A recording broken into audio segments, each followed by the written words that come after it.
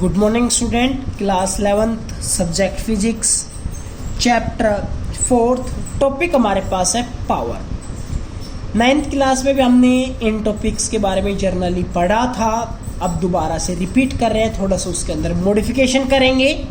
तो पावर हमारे पास क्या होती है? The power of a person of machine is defined as the time rate at which work is done by it. यानी कि जब किसी भी एक पर्सन के द्वारा या मशीन के द्वारा किसी कार्य को करने में जितना कार्य किया जा रहा है उसको करने में जितना टाइम लग रहा है, तो जितना कार्य किया डिवाइडेड बाय जितना टाइम लगा, तो वहां से जो हमारे पास होगी पावर होगी। यानी कि किसी कार्य करने की जो क्षमता है, कितने कम टाइम के अंदर हम कितना ज्यादा वर्क करेंगे, तो वो कहलाएगी उसकी अच्छी पावर ज्यादा होगी।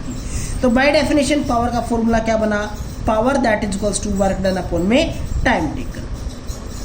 मान लेता हूं मैंने एक ऑब्जेक्ट लिया जिसके ऊपर एक फोर्स अप्लाई किया है ले जाने के लिए, तो वहां पर मान लेते हैं उस ऑब्जेक्ट के अंदर जब आपने फोर्स अप्लाई किया तो वो ऑब्जेक्ट एक स्मॉल डिस्प्लेसमेंट ले लेता है, यानी कि स्मॉल डिस्प्लेसमेंट उसके अंदर ऑब्जेक्ट के अंदर देखने को मिलता है। तो यहाँ पर जब स्मॉल डिस्प्लेसमेंट देखने को मिला तो यहाँ पर हमारे पास वर्क डन भी एक स्मॉल अमाउंट के अंदर होगा। तो हम यहाँ पर क्या लिख सकते हैं? Power that is equals to small amount of work done divided by small time. जब स्मॉल डिस्प्लेसमेंट हुआ है, स्मॉल वर्क डन हुआ है, तो टाइम भी कैसा होगा? एक स्मॉल टाइम इंटरवल के अंदर हम लेकर चलेंगे। DW को लिख सकते हैं that is equals to dot product of force and displacement. Force और डॉट प्रोडक्ट है डिस्प्लेसमेंट का। अब देखो जिधर मैंने फोर्स अप्लाई किया है उधर ही वो ऑब्जेक्ट डिस्प्लेस हुआ है, तो दोनों के बीच में एंगल भी कैसा होगा? 0 डिग्री होगा। यहां से अगर मैं एंगल की वैल्यू पुट करता हूं तो क्या बन जाएगा? FDS cos 0। या फिर मैं लिख सकता हूं power that is equals to work done upon में टाइम। वर्क डन की जगह पर F वेक्टर डॉट ds, तो क्या बन जाएगा? F vector dot ds by dt that is known as velocity. So power is the dot product of force and velocity. अगर आपके पास जो वेलोसिटी अटेन की है ऑब्जेक्ट ने और आपके पास जो फोर्स अप्लाई किया है, उन दोनों के बीच में कुछ एंगल होगा, तो वहां पर हम पावर को क्या लिखेंगे?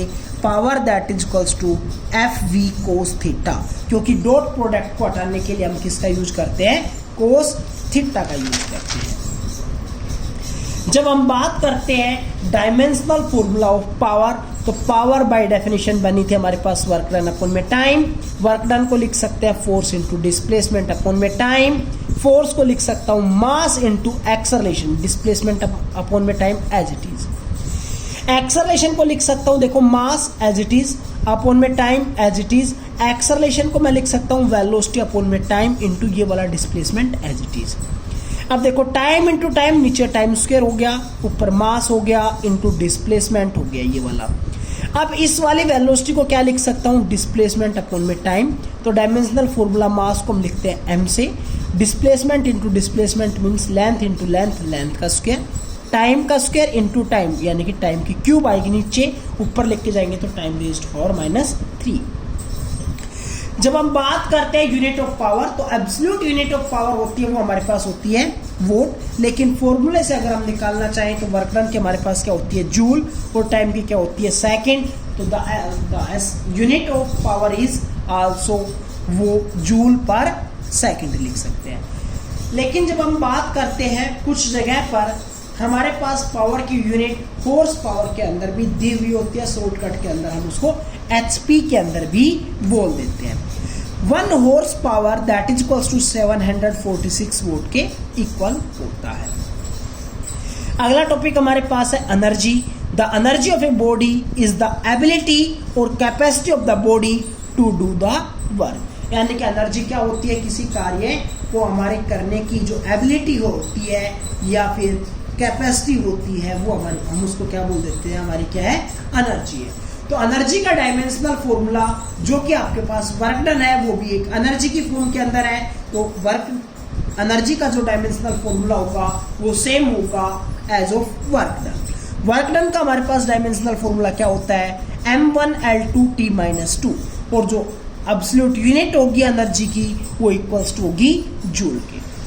अब हम बात करते हैं टाइप्स ऑफ एनर्जी के अंदर, तो जो हमारे पास एक इंपॉर्टेंट टाइप्स आती है वो हमारे पास है काइनेटिक एनर्जी।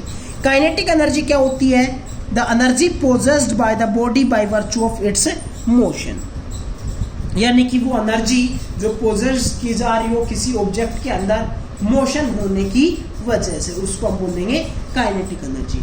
यहाँ पर हमने एक ऑब्जेक्ट को माना है जिसका मास है m, जो कि इनिशियली रेस्ट के ऊपर रखा हुआ है, स्मूथ फ्लोर के ऊपर रखा हुआ है।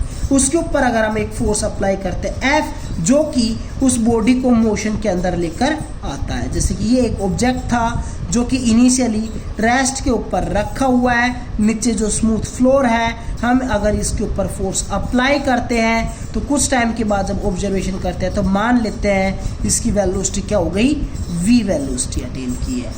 यहाँ से v वेलोसिटी अटेन करने के अंदर जो इसने डिस्टेंस ट्रेवल की है वो मान लेते हैं किसके बराबर की है, s के बराबर। So from third equation of motion हमारे पास क्या हो जाएगा, v स्क्वायर माइनस में u square that is equals to 2as। Initial velocity क्या थी, 0, पुट करेंगे तो v square that is equals to 2as बन गया। इससे आगे इसको सोल्व करने के दो तरीके हैं, या तो आप s की वैल्यू निकाल लेंगे या फिर एक्सेलरेशन की वैल्यू निकाल लेंगे। अगर मैं s की वैल्यू निकालता हूं तो क्या बन जाएगा, v square divided by 2a, और a की वैल्यू निकालता हूं तो बन जाएगा v स्क्वायर बाई 2s। दोनों में से आप किसी की भी वैल्यू पुट करेंगे, कहां पर पुट करेंगे, वर्क डन आपके पास किसके इक्वल होता है, फोर्स इनटू डिस्प्लेसमेंट, और फोर्स को लिख सकते हो mass into acceleration into displacement. Force की जगह पर रिप्लेस किया गया है मास इनटू एक्सेलरेशन। या तो आप एक्सेलरेशन की वैल्यू पुट कर दीजिए या फिर डिस्प्लेसमेंट की वैल्यू पुट कर दीजिए। मैंने यहाँ पर जो एग्जांपल लिया है एक्सेलरेशन की वैल्यू पुट करके दिखाया हुआ है। एक्सेलरेशन को रिप्लेस कर सकते हैं v स्क्वायर बाई 2s से, s से s हमारे पास हो गया कैंसिल। अगर हम s की वैल्यू पुट करते तो a से a कैंसिल हो जाता, हमारे पास रिजल्टेंट क्या बन गया, हाफ m v स्क्वायर। जो वर्क डन होगा वो हमारे पास काइनेटिक एनर्जी की फॉर्म के अंदर स्टोर होगा। सो हम यहाँ से कह सकते हैं kinetic energy of the body is measured is half M V square. इसका जो दूसरा तरीका हमारे पास है वो हम कैसे फाइंड आउट कर सकते हैं, माना कि हमारे पास कोई एक ऑब्जेक्ट है जिसका मास है m, जो कि इनिशियली रेस्ट के ऊपर रखा हुआ था। सो इनिशियल वेलोसिटी इज 0, हमने उसके ऊपर एक फोर्स अप्लाई किया F, और उसके अंदर एक स्मॉल डिस्प्लेसमेंट हमें देखने को मिला स्मॉल टाइम इंटरवल के अंदर, और जो स्मॉल डिस्प्लेसमेंट देखने को मिला वो हमने लिख लिया ds से। ठीक है, यहाँ पर अगर हम डायग्राम की बात करेंगे तो ये मैंने एक ऑब्जेक्ट ले लिया, इसकी इनिशियल वेलोसिटी 0, हमने इसके ऊपर एक फोर्स अप्लाई किया, लेकिन छोटे से टाइम इंटरवल के बाद देखते हैं तो मान लेते हैं वो ऑब्जेक्ट यहाँ पर डिस्प्लेस हो जाता है, और यहाँ से यहाँ तक का डिस्प्लेसमेंट मैंने क्या ले लिया, ds ले लिया है। तो इसको डिस्प्लेस करने के अंदर हमारे पास एक small amount of work done होगा, तो वो small amount of work done हमारे पास किसके इक्वल हो जाएगा, dw, that is the dot product of force and displacement. Dot product को हटाएंगे तो क्या हो जाएगा, f ds cos 0, cos 0 की वैल्यू क्या होती है 1, सो f इंटू ds, f की जगह पर लिख सकते हैं ma इंटू ds। एक्सेलरेशन की जगह पर लिख सकता हूँ dv बाई dt। अब इस dt को मैं इसके नीचे लिखूंगा तो क्या बन जाएगा, m into dv into ds by dt, और ds बाई dt को मैं लिख सकता हूँ v के बराबर। सो क्या बन गया, mass into velocity into change in velocity. ये हमारे पास बन गया small amount of work done. अगर हम ये कर लें कि उसका total amount of work done निकालना हो v वेलोसिटी एक्वायर करने के लिए, यानी कि इनिशियली हमारे पास वेलोसिटी थी 0 से v वेलोसिटी के अंदर उस ऑब्जेक्ट को ले जाने के लिए हमारे पास total amount of work done किसके इक्वल होगा, तो हम यहाँ पर क्या करेंगे, उसका इंटीग्रेट कर देंगे, यानी कि w that is equals to integration of dw, और उसकी लिमिट क्या हो जाएगी 0 से v। dw के हमारे पास वैल्यू क्या थी, m into V into D we.